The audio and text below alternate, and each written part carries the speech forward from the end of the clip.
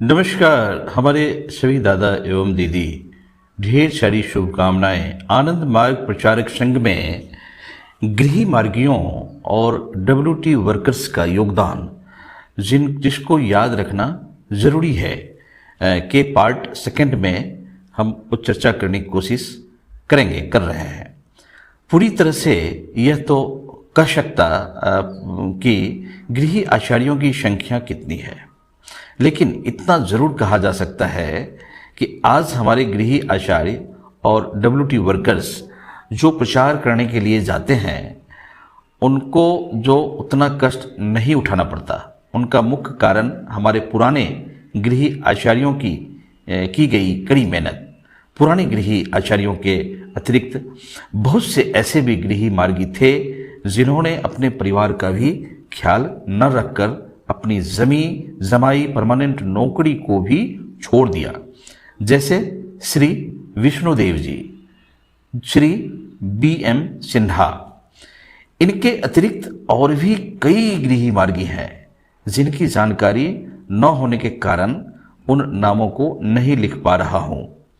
गृह मार्गियों के साथ साथ बहुत से डब्ल्यूटी वर्कर्स हैं, आज भी उनका नाम याद आते हैं, उनके चरणों में नतमस्तक हो जाता हूँ।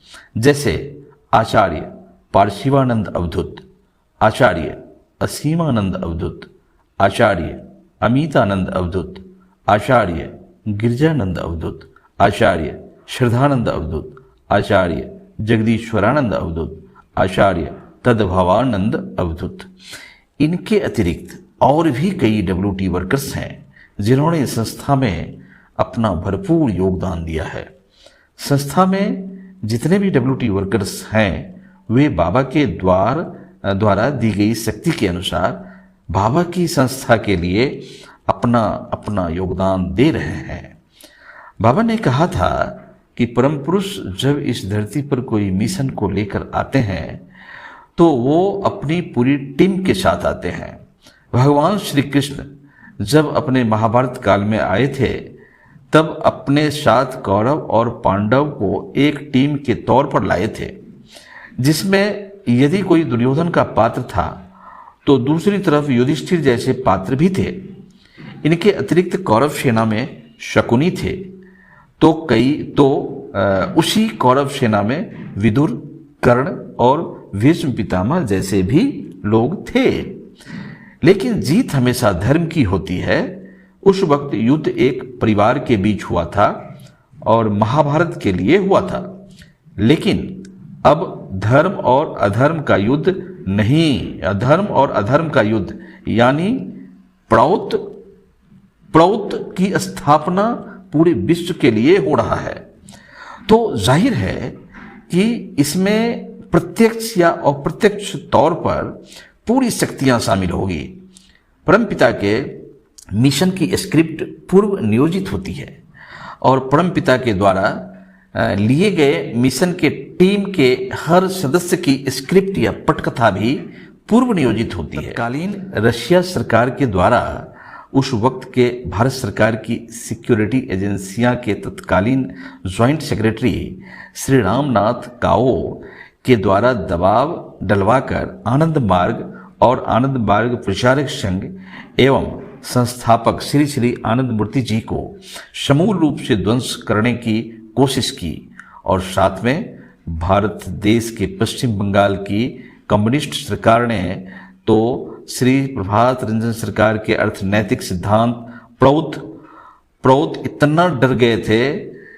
से इतना डर गए थे कि उन्होंने दिन दहाड़े संस्था के 17 सन्यासियों की दिन दहाड़े विजन सेतु कोलकाता पर तरफा कर हत्या कर दी। और उस वक्त तत्कालीन भारत सरकार ने अपनी तत्कालीन CBI ने आनंद मार्ग संस्था पर कई झूठे केस लगाना शुरू कर दिए और इमरजेंसी में आनंद मार्ग संस्था को बैन कर श्री श्री आनंद मूर्ति जी एवं उनके शिष्यों को जेल में डलवा दिया। जब रशिया की तत्कालीन KGB और भारत सरकार की तत्कालीन CBI ने बाहर से आनंद मार्ग संस्था को ध्वंस न कर सकी, तब भारत सरकार की तत्कालीन CBI ने संस्था के अंदर 3 सन्यासी को अपना प्रतिनिधि बनकर संस्था को ध्वंस करने का षड्यंत्र रचा, लेकिन 2 सन्यासियों ने उसको स्वीकार नहीं किया।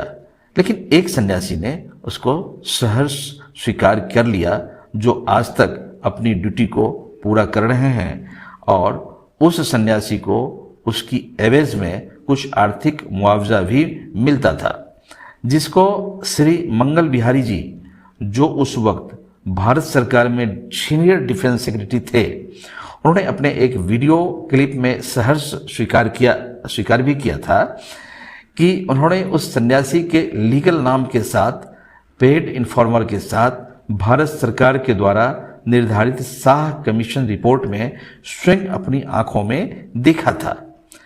बाबा ने भी सन 1978 में उस सीनियर सन्यासी पर एक फाइंडिंग कमेटी के द्वारा संस्थागत एक कमीशन भी बिठाया था, और बाबा ने उसमें उस सन्यासी को आरोपी भी पाया था और उनको 9 प्रकार की सजा, सन्यासी ट्रेनिंग सेंटर में दोबारा सन्यासी की ट्रेनिंग करने की सजा सहित भी दी थी।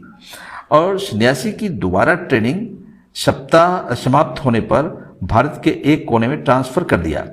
बाबा ने 1978 से 1990 तक अपना भौतिक शरीर त्याग करने से कुछ दिन पहले तक न तो उनसे नज़दीक से बात की और न ही अपने बाबा क्वार्टर में प्रवेश होने दिया और न ही संस्था का वीएसएस कैंप में प्रवेश होने दिया, न ही संस्था की होने वाली सेमिनार को अटेंड करने की और न सेमिनार का ट्रेनर बनाने की परमिशन दी।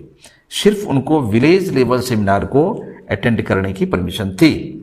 यह भी सत्य है कि संस्था के सभी सन्यासी कुछ तथाकथित सन्यासियों को छोड़कर बाबा के मिशन के लिए अपने आप को समर्पित किए हुए हैं, और संस्था के सभी गृही मार्गी भाई बहन कुछ फैनेटिक गृही मार्गियों को छोड़कर संस्था के कार्य के लिए अपने तन मन और धन के साथ सेवा में 100% समर्पित हैं। नमस्कार। क्रमशः प्रस्तुति द्वारा आचार्य मंत्र चेतनानंद अवधूत। बाबा नाम केवलम।